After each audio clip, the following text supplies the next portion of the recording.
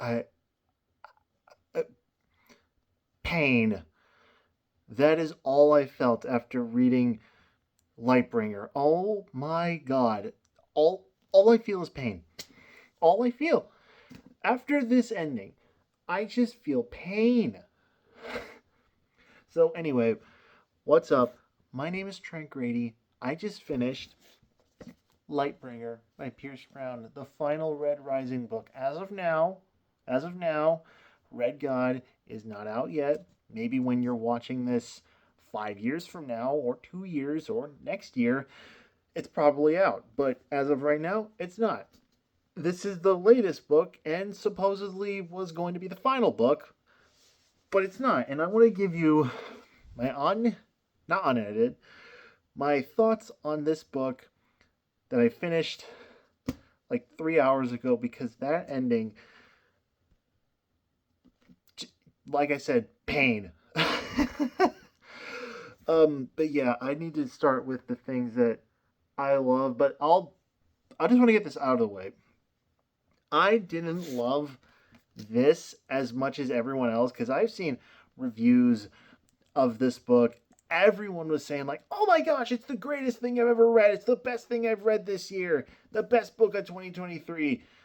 Me, it's good, but there's some things that I just prefer more. Like I like Dark Age over this.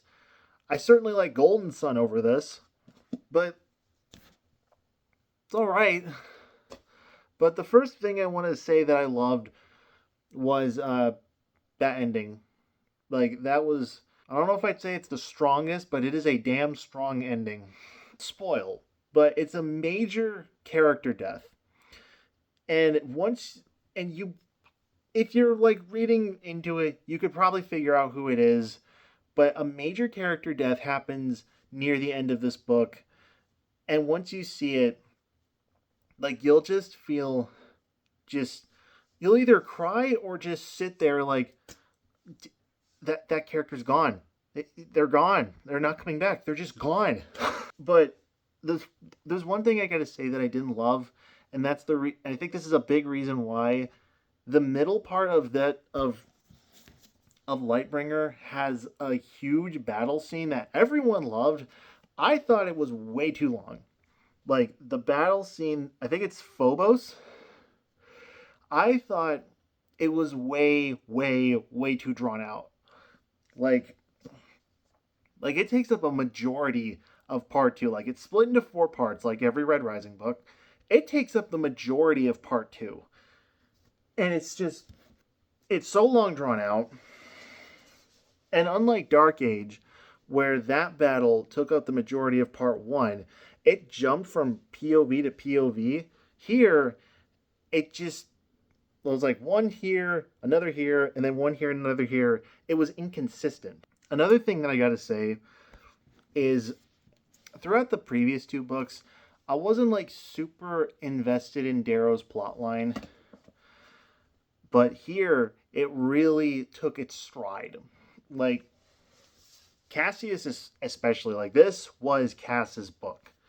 He got a lot of character development and also like a bunch of side characters are just being taken out of the story and it's like clearly setting up Red God, which I love. I love that Pierce Brown is actually starting to make progress towards the final book. Because when I looked into this, I heard that this got delayed. I supposedly heard because he took the story in the wrong direction or something, but I'm convinced that he just needed to take a break after Dark Age because that was bleak. Bleak as hell. One more thing. Another thing I have to point out with this is that I felt like this was clearly a part one.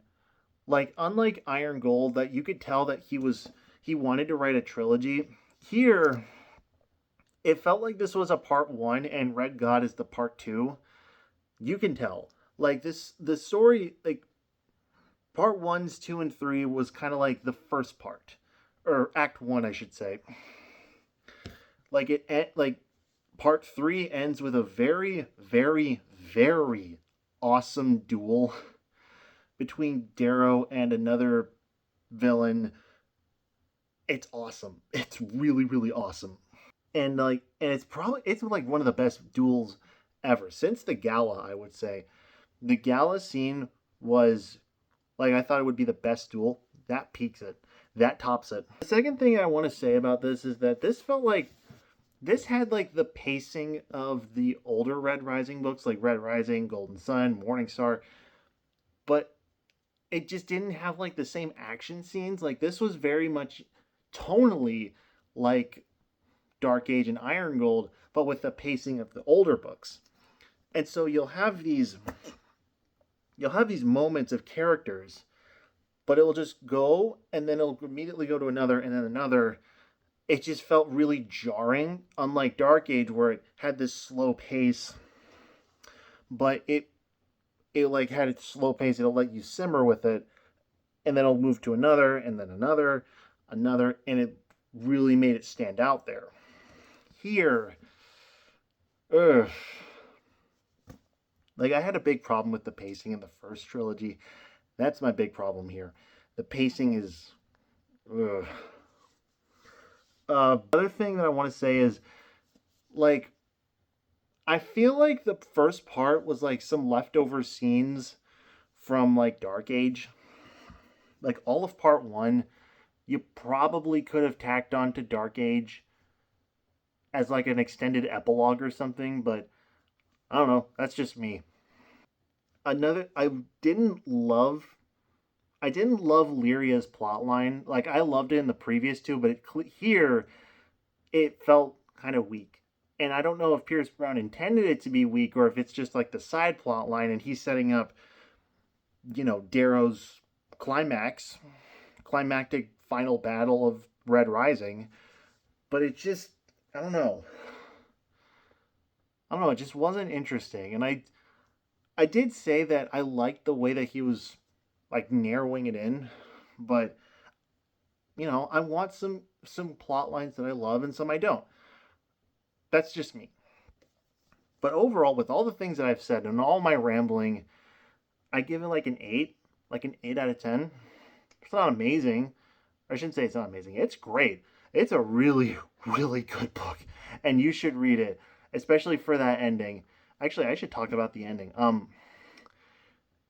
That ending will make you hate a certain character and make you mourn a character. Like, I'm not joking when I say this. There's a moment like the ending. You will hate a certain character the way you hate like Micah from Red Dead 2 or Joffrey from Game of Thrones or Griffith.